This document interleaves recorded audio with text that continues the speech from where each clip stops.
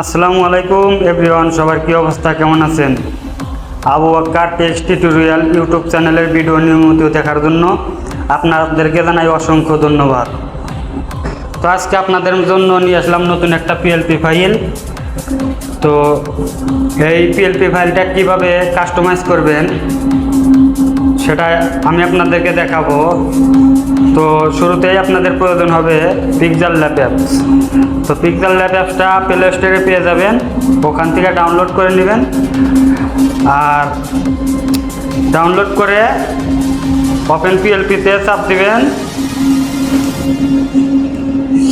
চাপ দেওয়ার পরে আপনারা এখানে দেখবেন মাই প্রজেক্ট নিচের কর্নারে একটা অপশন আছে, এটাই চাপ দিবেন। তো আমি এটাই চাপ দিলাম। চাপ দেওয়ার পরে প্রথম একটা অপশন দেখবেন জিয়াউর রহমানের 90তম জন্মবার্ষিকীর পোস্টার ডিজাইন, এটাই চাপ দিবেন। চাপ দেওয়ার পরে এরকম একটা ইন্টারফেস চলে আসবে আপনাদের স্ক্রিনে। তো শুরুতে আপনাদের কি করতে হবে, তো আমরা যেহেতু সাপোর্টারের ছবি এবং নাম চেঞ্জ করব, এটার জন্য কি করবেন, এই প্লাস আইকনে চাপ দিবেন। কর্নারে প্লাস আইকনে চাপ দেওয়ার পরে ফরম গ্যালারি,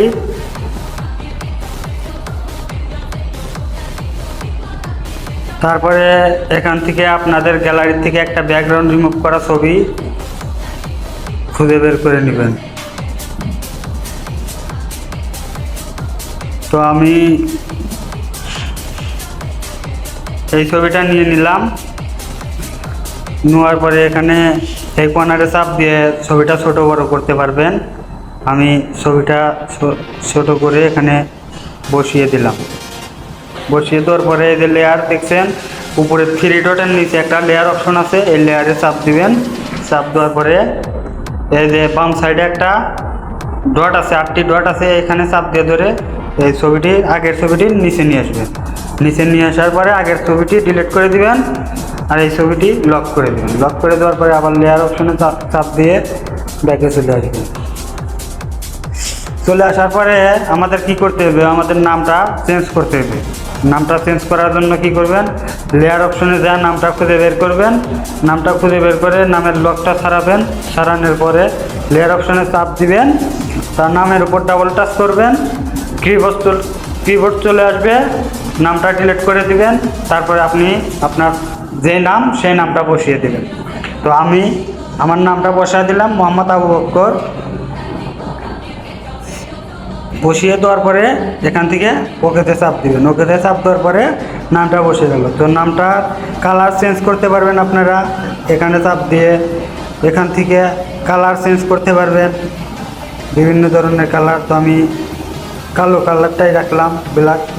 তো এটা রাখার পরে আপনারা কি করবেন, এই যে এখানে সেভ বাটনে চাপ দিবেন। চাপ দেওয়ার পরে নিচে দেখবেন সেভ অ্যাজ ইমেজ, এখানে চাপ দেওয়ার পরে প্রথম এটাকে আলট্রা পিএনজি করে দিবেন, নিচে কাস্টম এটাকে আলট্রা করে দিবেন।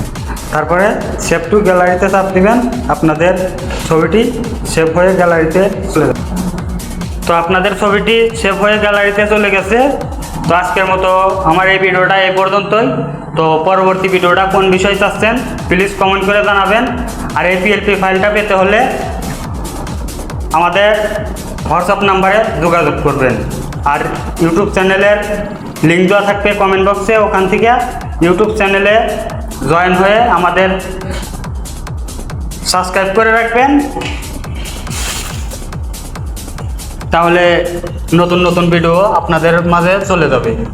ধন্যবাদ আজকের মতো আমার এই ভিডিওটা দেখার জন্য, আপনাদেরকে অসংখ্য ধন্যবাদ। আর আপনি যদি ফেসবুক থেকে এই ভিডিওটা দেখে থাকেন তাহলে অবশ্যই ফলো দিয়ে পাশে থাকবেন। আর যদি ইউটিউব চ্যানেল থেকে দেখে থাকেন তাহলে অবশ্যই সাবস্ক্রাইব করে রাখবেন। ধন্যবাদ।